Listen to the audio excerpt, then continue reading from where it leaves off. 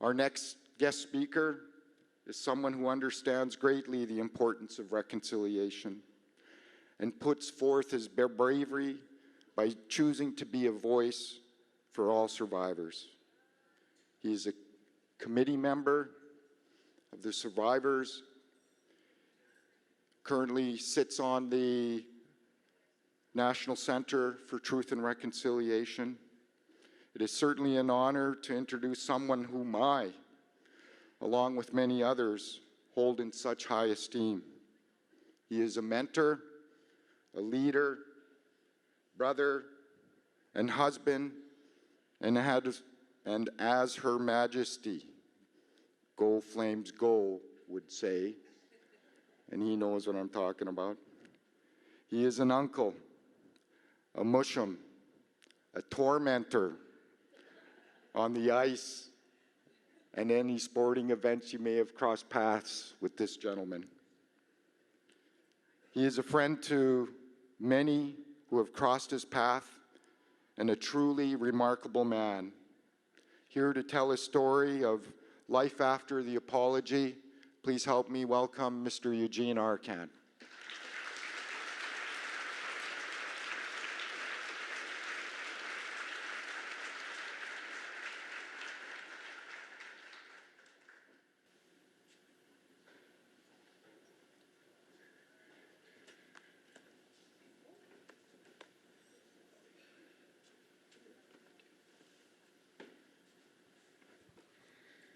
Hi. Can't let that go to my head, eh? What a lineup. Thank you, Leanne, for your teachings. Thank you, Murray. I shouldn't call him Murray, eh? Thank you, Senator, in case you're watching. Remember at the final report, when it was presented, I made a comment about sometimes the TRC made us so mad that, especially the chairman, that we literally wanted to give him and I was stuck for words, I really was at that moment. And I said, a bannock slap. And he said, I'm going to remember that. But the hat I was wearing at the presentation of the final report is the one I'm wearing today. And I'm doing it in your honor. And before I start, I want to take a liberty of asking those residential school survivors who are in the room to feel free to come up and join me. There's only 4 chairs, but we're locked in smaller rooms than this, and come and find a place to stand or sit. You're more than welcome to come and join me. You give me strength. And semak, kispin wote peito tanao, wote peitote. Moya katasni peusiek. You know what I said? There was a time I couldn't say that, but so I don't come here alone. As you see, some of my fellow students are coming up. But in this journey, many of you have seen this picture. It's enlarged, but the one that traveled with me is pretty rough shape. So there are 32 kids in this picture, and only 11 of us are still alive. So I'm grateful to those of my classmates and their spirits who have traveled with me. And I'm even more grateful to those that are still walking, because I had the great honor of working with the commissioners and representing Saskatchewan in the Survivor Committee for the Truth and Reconciliation process. And it was a life-changing experience, totally life-changing experience for me and basically for all of us. And many of you have heard me speak in the past, but probably not like this, where I have fellow survivors who have given me unconditional love and support in this journey. And also too, that I want you to know that as radical as I may be considered out there by some segments of society, that I do report to someone. And I do report to my wife. I do report to my fellow survivors. And I'm so grateful for that. You know, about a couple weeks ago, the organizers were asking me what the title would be of the talk this morning. And, I give all credit to Lorna. She said, why don't you talk about after the apology? And I said, sure, let's do it. It's been a long 3 weeks thinking about life after the apology. And I've come to some realities that I shared with the pipe carriers in our pipe ceremony this morning, along with my fellow residential school survivors. I want to tell you first a little bit about that event. I was there. I was there in Ottawa.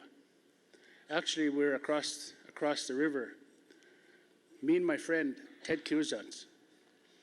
The same person that I was drinking with when that hotel across the street was the Holiday Inn. And there was a lounge there. And we were in a process of drowning our sorrows and drowning our shame when Ted said to me, hey, buddy, they're going to deal with this residential school issue.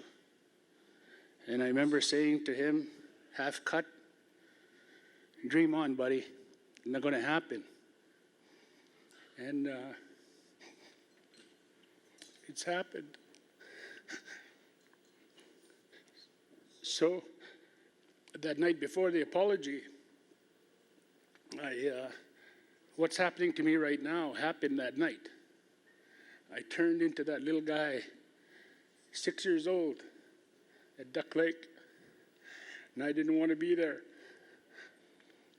I phoned Lorna, and I said if there was some way I could get home right now, I'd come home right now, because I don't want to be lied to again.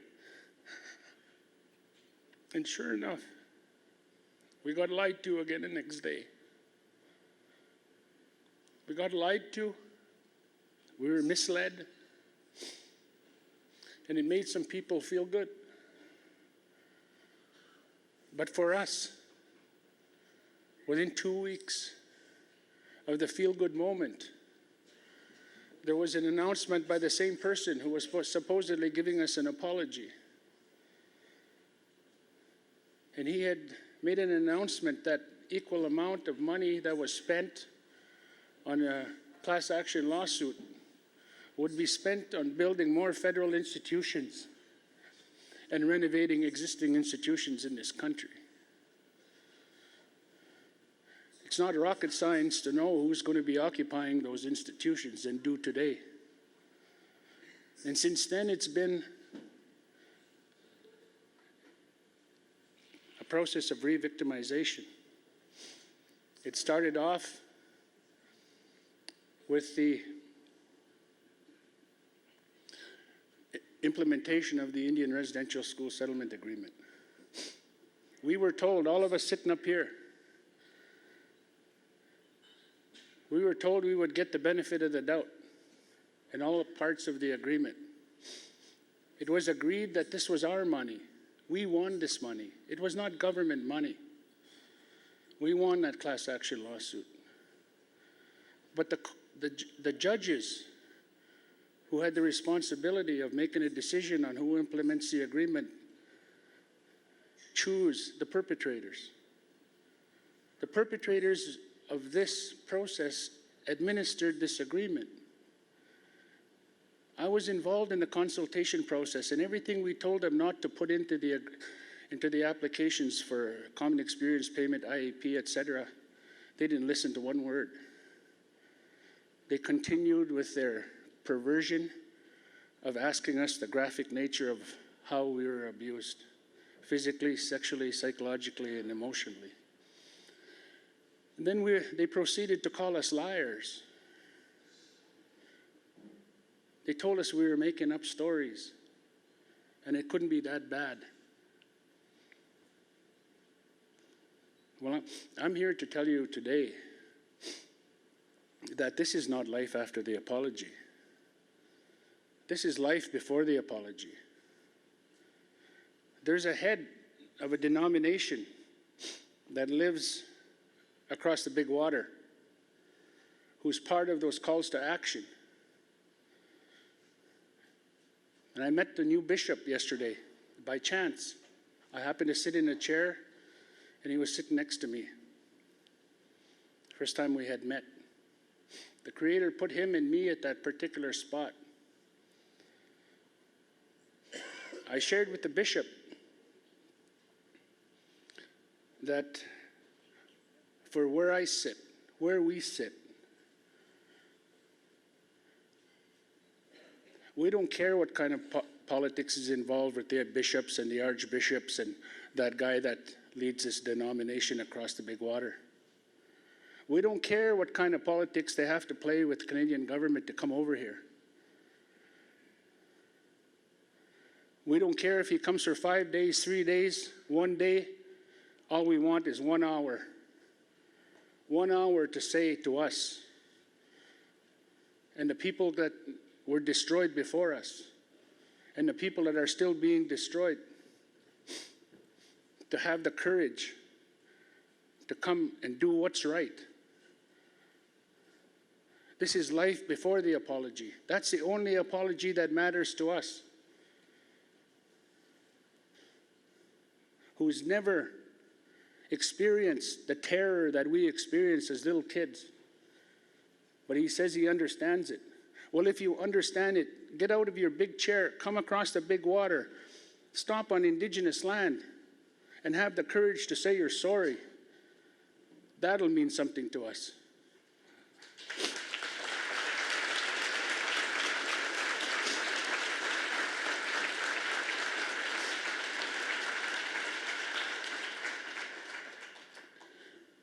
In June of 2012, the third national event was here in Saskatchewan.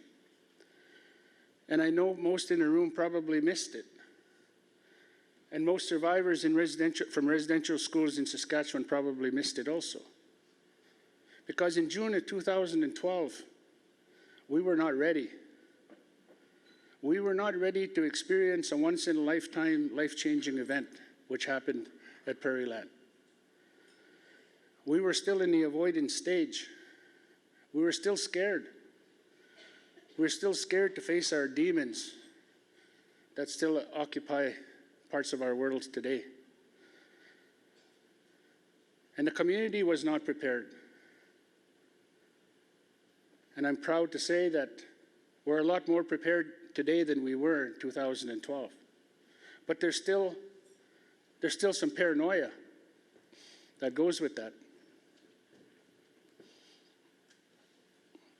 I hate that when they come and give me Kleenex. It's like saying, wipe your eyes, you crybaby.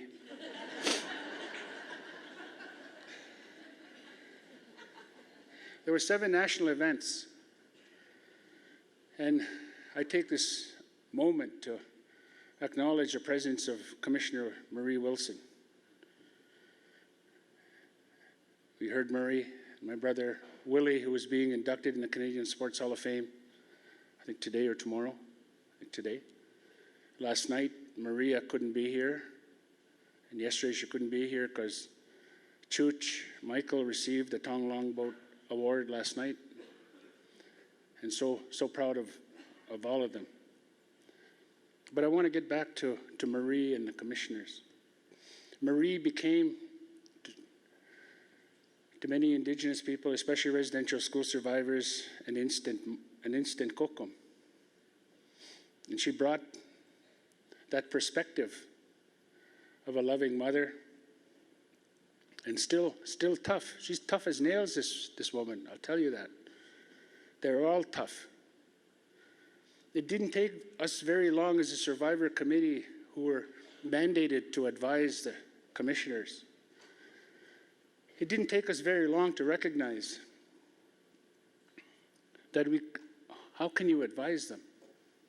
How can you advise these people? It didn't take us long to understand that we were simply a support mechanism and protectors of them. Because in all the work that they did, they didn't only wake up this country. They woke up the world.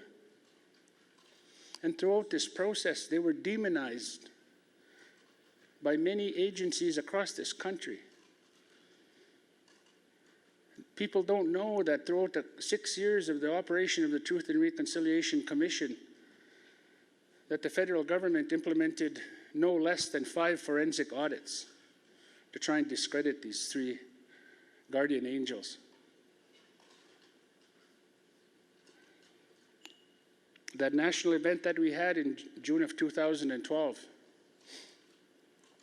was an awesome event.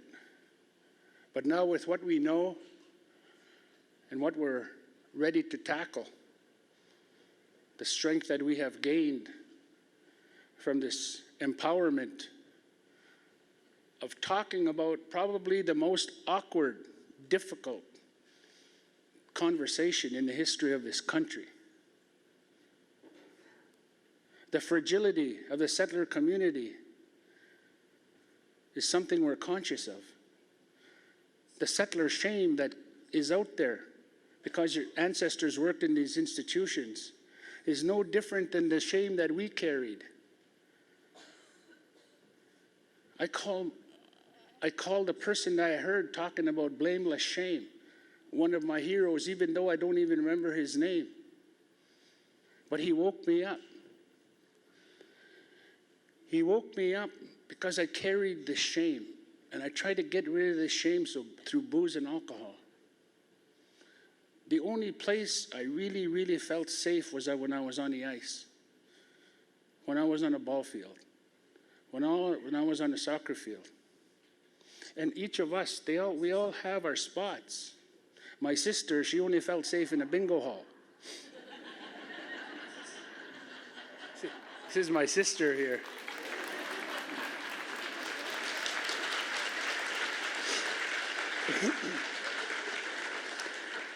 But we all have our safe spaces.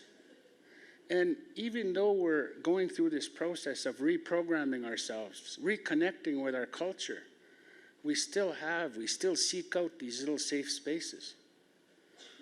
And they're really hard to find nowadays. Because wherever we go, because we're at that age now, we're all at that age where we're, the heads of our families in some way or second in command in our families. And when we talk about the 60s scoop, those are our relatives. Those are our adopted family. And we talk about murdered and missing Indigenous women. It affects every one of us have been affected by it. 2 years ago, I lost a niece in Prince Albert. Until it's right there, grief, sadness, and that, it's still a strange visitor. My sister, right now, that young girl that's missing in North Battleford, Ashley Morin, that's my granddaughter. That's my sister's direct granddaughter. So even as we go through life, trying to reprogram ourselves, trying to understand what we've overcome, we still have the everyday challenges of triggers. We still have the everyday challenges of family and extended family. We still have that poverty right across the board. And I want to reinforce what Willie said yesterday. We don't want pity. We're past that. We don't want anyone feeling sorry for us. We're past that. We want people to understand where we've been and take all of your positive thoughts, behaviors, authority, and make sure that the next generations don't experience any of this. But we're on a road to destruction, even though I say that. Because where we sit, we look at what are the determining factors of what we do. We're still trying to figure out what are we reconciling. What did we do wrong? We were not the perverts and deviants that was taking advantage of children. And now we have a process of reconciliation. And we get dragged into those conversations quite often. And it's difficult. It's difficult because I wear my moccasins today because I tread softly. But it's such a difficult area. It's hard sometimes. And our words, especially the English words, are so harsh. I'm so happy that I've got to speak part of my language and understand my language, because it's not as harsh as the graphic nature of the English language. And so, when we talk about life after the apology, or in this case, life before the apology, we have standards also. And those standards are those determining factors. And we know that we have more yesterdays than tomorrows. So, will we see less children in care before we pass on to the spirit world? Will I get to see less of my people incarcerated, children, women, men, while I'm still here? Will I see more of my people employed, making a living, good living for their families and for themselves, and for the economy of this province and this country? Will I see less drug addiction? Will I see more graduates? Will I see, when I go to the hospital, will I continue to see only my people in that waiting room? Why are there no Asian people there? Why are there no other ethnic groups there except my people? Those are the determining factors we all think about when we look to the future in our own quiet ways, still dealing with our demons and our issues. Those determining factors are very important. And that's where tokenism and paternalism, those two ugly words, come into play. Because I never want to dissuade anyone from working on reconciliation. On the other hand, there's times that I've observed that it borders on tokenism and paternalism. Talk is cheap, like Willie said yesterday. Us old people, we want to see people walking the talk. We want to see a glimpse of the future where things are really changing, where these economic indicators that we are. You know, people thought years ago we'd go bankrupt if uranium was out the window. Well, uranium's out the window. Hello. Oil and gas is out the window. There's only one determining factor other than agriculture and commodities. That's the economic engine of this province. And that's Indigenous people. You take us out of the sector of justice. You take us out of the sector of social services. You take us out of the sector of health.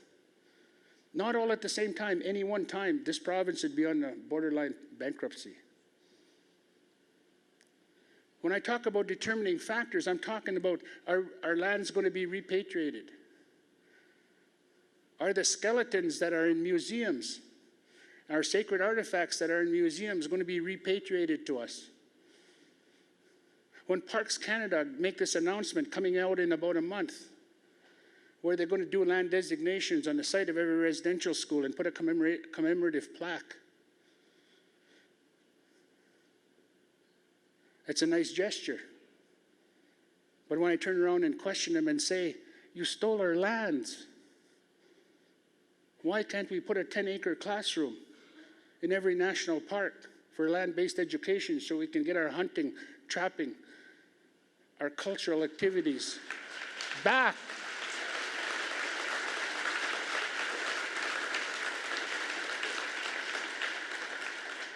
And it affects me when I bring up these radical thoughts, but they're common sense thoughts.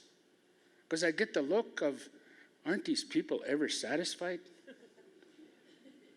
Well, it's hard to be satisfied because we've dealt with the reality of the everyday threat of physical, psychological, sexual, and emotional abuse. And there's many that are not lucky enough to be here to share in what and rejoice that we're having in taking those baby steps towards making a change in Canada. Many didn't make it. There's over 4,300 kids that never made it home. There are no resources to even find where their graves are. It's a constant battle. You know, I came across a document last week in Winnipeg, and the CBC, the commission were nice enough to include CBC in there, in the call to action. And on June 25th, 2018, they put update on the calls to action, the progress. This is the completed part. Acknowledge the rights that include Aboriginal language rights. Call to action 13, completed. Collect and publish data on the criminal victimization of Aboriginal people, completed. Appoint a public inquiry in the causes and remedies of disproportionate victimization of Aboriginal women and girls, completed. Who are these people? What planet are they on? I commend the commissioners for including CBC. But how can there be an end? How can there be an end to any of these calls to action? There's one there in the Canadian Sports Hall of Fame, completed, to recognize past Indigenous athletes. I went to see it. It was shameful. It was the same thing that I had seen when I was in 510 upgrading. No different. As a matter of fact, they should give that money back because it was plagiarism, what's on that site. And then there's a whole bunch, a whole pile that are not yet started. And this is June of 2018. And I remember that day, that moment, at the presentation of the final report, when the Prime Minister said that within 1 year, all of the calls to action would be implemented. I never expected that 3 years later they'd be completed, as determined by the CBC. I'm so glad that we have a few people whose ancestors worked, a few people that work at CBC whose ancestors were in residential school.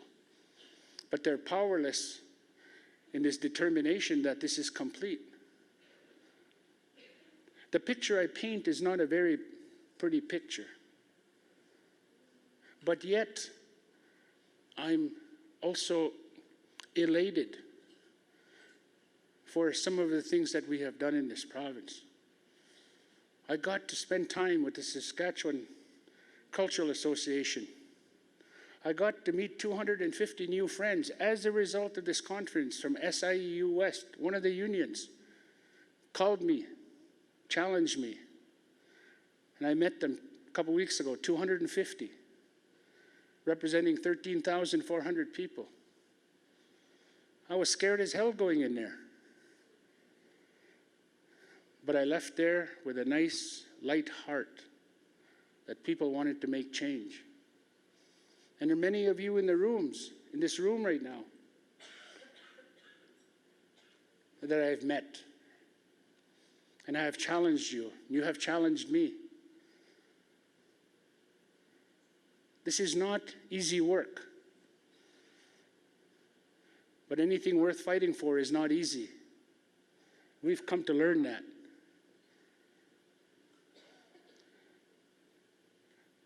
How many have taken the call to action to make change, implement change? I'm ashamed of our provincial government. We are last. I rate Saskatchewan last in terms of the initiatives of this provincial government and the former premier also, in regards to addressing any type of redress as it relates to Canada's darkest secret.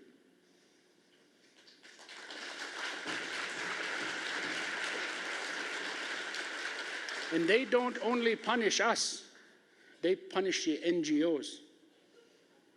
And it's wrong. Kerry O'Soup is in the room. He was the only representative of this provincial government at the national events.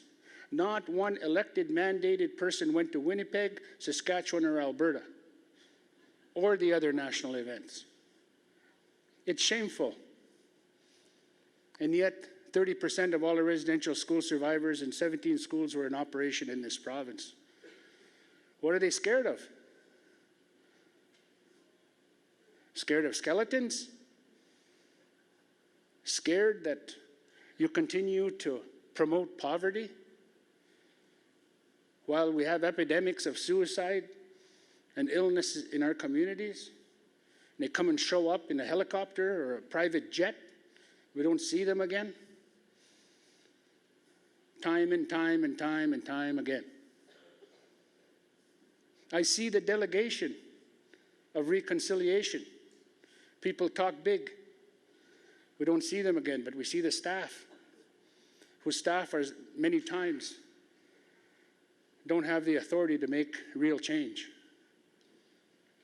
And I say this not to insult. I say this to turn the switch on again. Turn it off, turn it on. And I know why this guy's here.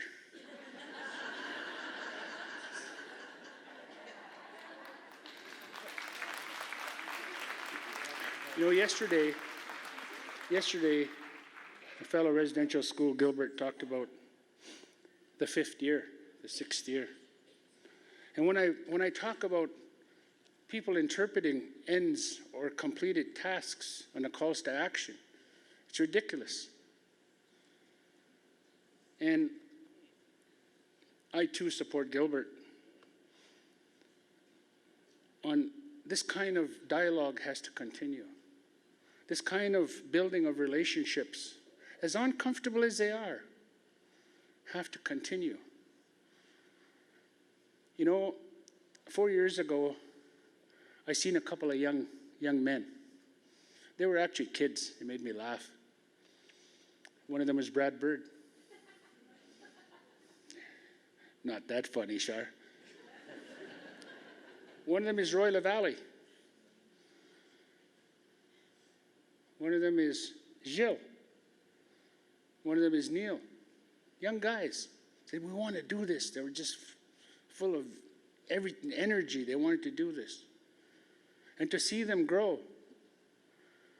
into the young men that they are, respectful young men. And I can't forget Rhett. Rhett was part of that group. Stand up, Rhett. No, I want you to stand up. Stand up. See? Look. Hey?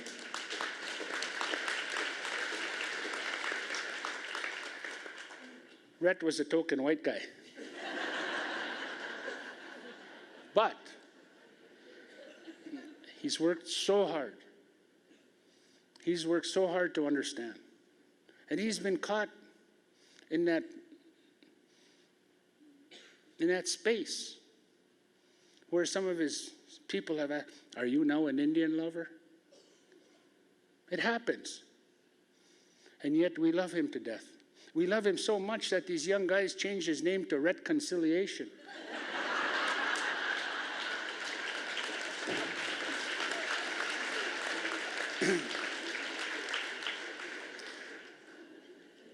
But when I see our young people grow, and I pointed out 4 young men. There are women here, young women, that I've also seen grow. And their spouses, I met their spouses. And this guy here just got out of the doghouse. So I know this stuff about them. But, you know, I'm not going to laugh at them because I've been in a doghouse, man. It's not a fun place to be, you know. But we grow from that. We grow learning. And I'm so thankful to have Lorna, you know, who's only learned about this in the last 15 years. We've been married 46 years. For 30 years, I never told her what was going on. I never explained to her why her husband was so nutty. I didn't even know the reason myself, because I had these demons that I was boozing it up, drugging it up, to just kill that, you know, that ugly demon. And we've all went through it. We need each other. We all know now, because of the national events, because of the work of the Truth and Reconciliation Commission, that we're not alone. We always thought we were alone. And we didn't get a chance to say to our moms and dads before they passed away that we loved them. So now we're the worst and the biggest huggers in the world. And we like to say, I love you. So I want to encourage all of the investors and thank all of the investors for the past 4 years on the Wicihitowin conference. And I want to encourage you to talk to the committee. And with your support, they'll do this again. Not for us, not for you, but for our children, our grandchildren, and your grandchildren. That's why we do this. If I insulted anyone, too bad. But I hope you take my comments in a positive way, in a good way. I'm not in the business of hurting people anymore. But to fix some of the issues that are affecting my people, only us can fix them. But we need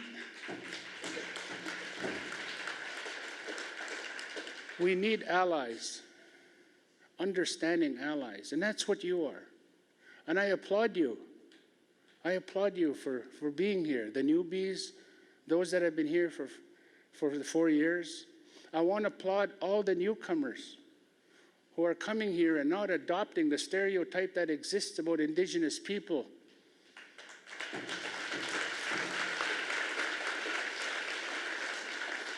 We want to share our worldviews. We want to do all of that in a good way. We want to be accredited in our learnings and our teachings. We want those things accredited. And when you engage us to come to your schools, to come to your organizations, all of us are on fixed incomes. Compensate my people properly,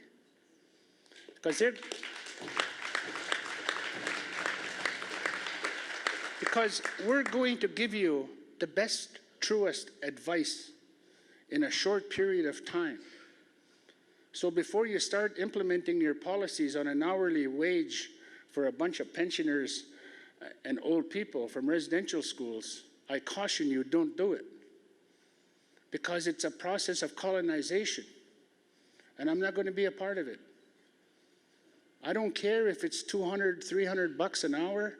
If you put me on that hourly scale, go find someone else. It's not about the amount. It's about how it's done. And we're all reprogramming ourselves. And the colonial process triggers all of us some way. So I say and request all of that respectfully. Once again, thank you to all. It's been an honor to speak with and on behalf of my fellow residential school survivors. One of the greatest honors of my life. With that, wish you all safe travels. Thank you for listening. Hi, hi.